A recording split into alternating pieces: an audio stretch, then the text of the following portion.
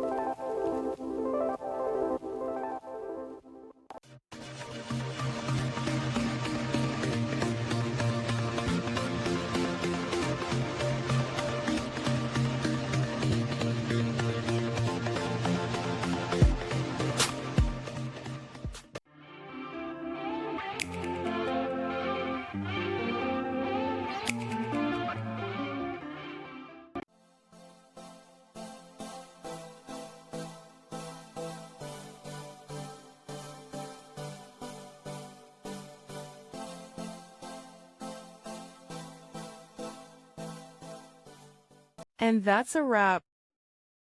I hope you found the answer you were looking for. If you did, take a second to hit that subscribe button. It really helps out. And let me know in the comments which solution worked best for you. See you next time in the debug zone.